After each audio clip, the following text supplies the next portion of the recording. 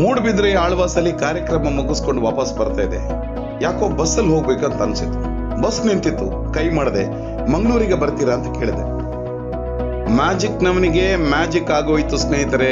ಒಳಗಡೆ ಕಾಲಿಡ್ತೇನೆ, ಅದು ಬಸ್ ಅಲ್ಲ, ಇದು ಬಸ್ ಸ್ಟ್ಯಾಂಡ್ ಅಂತೆ. ಗುರುಪುರದ ಹತ್ರ ಬಂಡಸಾಲೆ ಅನ್ನುವಂತ ಒಂದು ಬಸ್ ಸ್ಟಾಪ್ ಇದೆ. ಆ ಬಸ್ ಸ್ಟಾಪ್ ಅಲ್ಲಿ ಇರುವಂತ ಬಸ್ ಸ್ಟ್ಯಾಂಡ್ ಒಳಗಡೆ ನೋಡಿ, ನೀರಿನ ಫಿಲ್ಟರ್ ಇದೆ, ಬಾಯಾರಿಕೆ ಆದ್ರೆ ನೀರು ಕುಡ್ಕೊಳ್ಬಹುದು. ಆಕ್ಚುಯಲ್ ಬಸ್ ಇದು ನೋಡಿ, ಅಲ್ಲಿ ಡ್ರೈವರ್ ಸೀಟ್, ಸ್ಟೇರಿಂಗ್ ಎಲ್ಲ ಕಾಣುತ್ತಿದೆ ನೋಡಿ.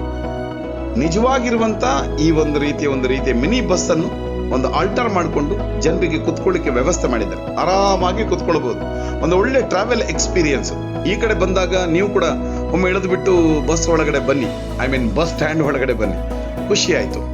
CCTV ಇದೆ, ಸೋಲಾರ್ ಪ್ಯಾನಲ್ ಇದೆ. ನನಗೆ ಖುಷಿಯಾದದೇನು ಅಂತ ಹೇಳಿದ್ರೆ, ಎಲ್ಲೋ ಗುಜರಿಯಲ್ಲಿ ಬೀಳಬೇಕಾಗಿರುವಂತ ಒಂದು ಬಸ್ ಅನ್ನು ಓಡಾಡ್ಲಿಕ್ಕೆ ಆಗದಿರುವಂತದನ್ನು ಇಲ್ಲಿಗೆ ತಂದ್ಬಿಟ್ಟು ಅದಕ್ಕೊಂದು ಪ್ಲಾಟ್ಫಾರ್ಮ್ ಕಟ್ಬಿಟ್ಟು ಜನರ ಅನುಕೂಲಕ್ಕೆ ಬಸ್ ಸ್ಟ್ಯಾಂಡ್ ಆಗಿ ಕನ್ವರ್ಟ್ ಮಾಡಿರುವಂತ ಐಡಿಯಾ ಈಸ್ ಗ್ರೇಟ್.